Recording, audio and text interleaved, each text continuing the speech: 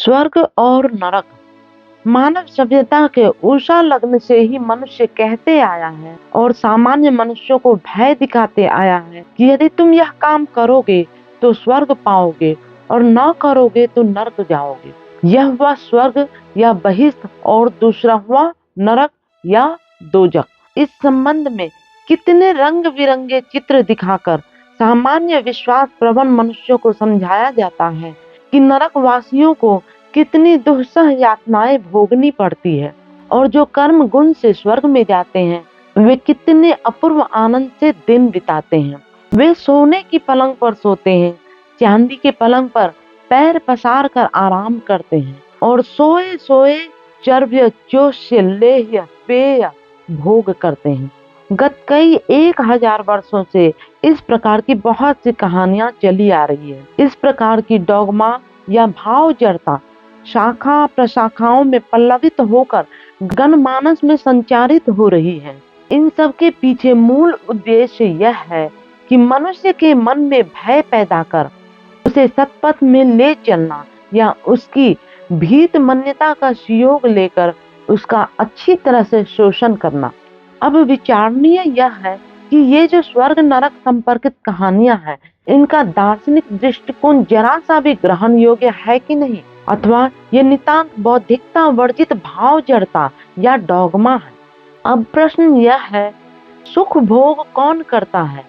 हाँ, सुख भोग करता है मन, शरीर नहीं। वैसे ही दुख भोग कौन करता है? मन। कर्म का करता है मन।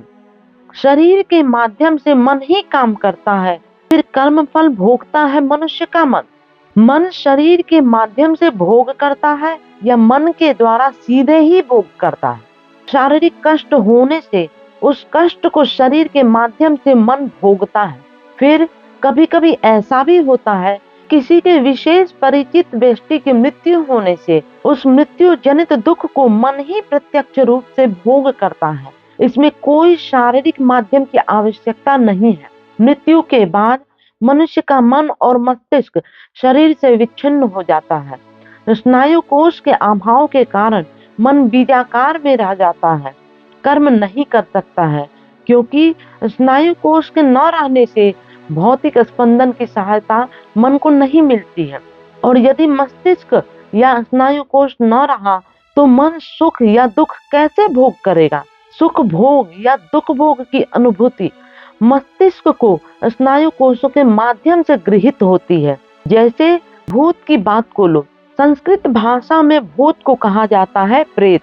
मस्तिष्क के अभाव में प्रेत सुख भोग या दुख भोग नहीं कर सकता है, क्योंकि मनुष्य के बाद तो शरीर नहीं रहता है और मन के साथ चैतिक धातु का कोई संपर्क नहीं रहता है। इस अवस्था में मन भी काम नहीं कर सकता है, क्योंकि उसका शरीर तो अब नहीं रहा। इस अवस्था में भूत भी नहीं रह सकता है, प्रेत भी नहीं रह सकता है। इसलिए भूत प्रेत नाम की कोई चीज नहीं है। विदेही मन के द्वारा कर्म फल भोग करना एकदम असंभव है। उससे कुछ भी करना संभव नहीं है। जब तक मन और मस्तिष्क एक साथ काम करता है तब तक ही कोई काम करना संभव होता है या कर्म फल भोग करना संभव होता है। तो हम इस निष्कर्ष पे आते हैं कि मृत्यु के बाद शरीर से विच्छिन्न हो जाने से मन कुछ भी नहीं कर सकता। इस पृथ्वी पर मनुष्य सत्कर्म करे या असत्कर्म करे, उसका फल भोग उसी क्षण हो सकता है। इस जीवन में भी हो सकता है या दूसरे जीवन में भी हो सकता है। यदि किसी की मृत्यु हो गई और उसका पुनर्जन्म अभी तक नहीं हुआ है, तो यह जो अंतर्वर्ती समय है, उस समय कर्मफल भोग करना संभव नहीं है। जैसे जिस व्यक्ति को जिह्वा नहीं है वह कुछ नहीं खा सकता है, उसी तरह विदेही मन कर्मफल का भोग नहीं कर सकता है। मान लो किसी की मृत्यु हो गई है, जीवन काल में वह जो खाना खाता था वह उसका शरीर खाता था, चिकित्सा भी होती थी उसके शरीर की। इसलिए मनुष्य जब तक जीवित रहता है तब तक उसके लिए उपयुक्त खाद्य, वस्त्र, चिकित्सा की व्यवस्था करना उचित है। मृत्यु हो जाने के बाद ऐसी व्यवस्था की कोई अवकाश नहीं रहता है। इस अवस्था में तुम एक ही काम कर सकते हो, परम पुरुष से कह सकते हो कि जब तक यह मनुष्य हम लोगों के साथ था, तब तक जहाँ तक संभव था हम लोगों ने उनकी सेवा शुश्रूषा की। अब वे हमारे बीच नहीं रहे, इसीलिए हे परम पुरुष, अब तुम उस मनुष्य का देखभाल करो। आनंद मार्ग में श्राद्धानुष्ठान विधि इसी दृष्टिकोण से बनाई गई है। यह व्यक्त जगत सप्तलोक तथा पंचकोशों में विभाजित है। भू, भुवः, स्वः, महः, जनः, तपः और सत्य। यह हुआ सप्तलोक, जिसके अधीश्वर है परम पुरुष। उन्हीं की पवित्र ज्योति का ध्यान किया जाता है। उस ध्यान मंत्र को सवित्री ऋक् कहा जाता है और जिसे लोग सामान्यतः गायत्री मंत्र कहते हैं। इस सप्तलोक का मतलब पृथक पृथक दुनिया नहीं है। इस सप्तलोक का निम्नतम स्तर है भूलोक और ऊर्ध्वतम स्तर है सत्यलोक। ये दोनों स्तर परम पुरुष द्वारा आगृत है और इन दोनों का मध्यवर्ती जो पंचलोक है वही है मानव मन का पंचकोश। भूवर लोक हुआ स्थूल मन, जो प्रत्यक्ष रूप से दैहिक कर्मों के साथ संपर्कित है। स्वर लोक हुआ सूक्ष्म मन। मनोमय कोश है मानसिक स्तर। मुख्यतः सुख दुख की अनुभूति स्वर लोक और मनोमय कोश में होती है। तो यह जो स्वर लोक है इसी को लोग कहते हैं स्वर्ग। स्व जोर ग स्वर्ग। सुख दुख की अनुभूति इसी स्तर में होती है।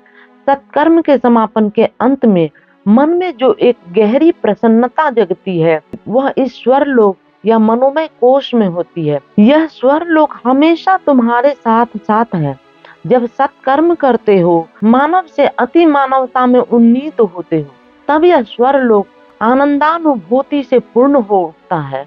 और अगर मनुष्य का शरीर पाकर भी अधम कर्म करते हो तो तुम्हारा स्वर लोक दुख से परिपूर्ण हो उठेगा और तब मन का समस्त भाग आत्मग्लानि से भर उठता है। स्वर्ग नरक नाम की कोई पृथक पृथक स्थान नहीं है। इस पृथ्वी में तुम्हारे मन के भीतर स्वर्ग छुपा हुआ है।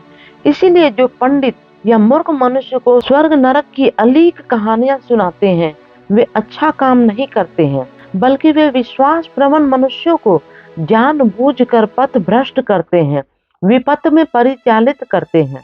इसीलिए ऐसे मनुष्यों से सावधानी से दूर रहोगे।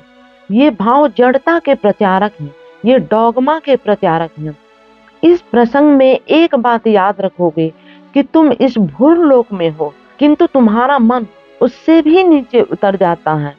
स्थूल वस्तु से भी भूलोक स्थूल है और मन उस अवस्था में भूलोक से भी अधिकतर जड़ हो जाता है। शरीर मनुष्य का है, किंतु उसका मन मनुष्य के मन से भी अधिक जड़ हो जाता है। यहाँ तक कि पशु पक्षी के मन से भी अधिक जड़ हो जाता है। ईंट लकड़ी पत्थर से भी अधिक जड़ हो जाता है। ऐसा मन भूः भुवः स्वः महः जनः तपः सत्य की ओर नहीं बढ़ता है।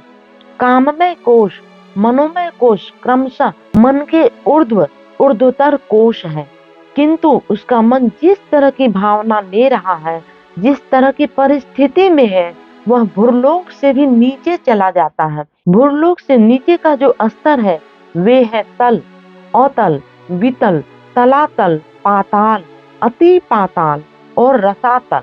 रसातल है सर्वनिम्न तल। जिस मनुष्य का शरीर मनुष्य की तरह है किंतु कर्म मनुष्योचित नहीं है, उसकी अवस्था कैसी है? उसका शरीर भूलोक में है किंतु उसका मन भूलोक से नीचे चला गया है। मृत्यु के पश्चात उसे मनुष्य का शरीर नहीं मिलेगा। वह ईंट लकड़ी या पत्थर की तरह संपूर्ण जड़ देह हो जाएगा, अथवा पेड़ पौधे कीट पतंग होकर भी जन्म ले सकता है। ये सब सही बातें हैं, युक्ति ग्राह्य बातें हैं। स्वर्ग नरक की कहानी, बहिष्ठ दोजख की कहानी बकवास है। इसके पीछे रिलीजन या मजहब काम करता है।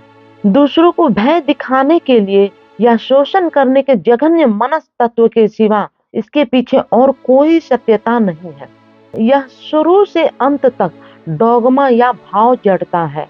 बुद्धिमान मनुष्य, धार्मिक साधक इस प्रकार की डॉगमा को प्रश्रय नहीं देंगे, बल्कि वे कहेंगे इस धूल की धरनी को स्वर्ग में रूपांतरित करो। मनुष्य के लिए अन्न वस्त्र वास स्थान, शिक्षा, चिकित्सा की सुव्यवस्था करो। जीवन के हर क्षेत्र में आगे बढ़ो, आगे बढ़ते चलो और इस तरह से हम लोगों की मिट्टी की इस पृथ्वी को स्वर्ग में रूपांतरित करो। श्री श्री आनंद मूर्ति जी, वाराणसी, 18 मई 1980 ईस्वी।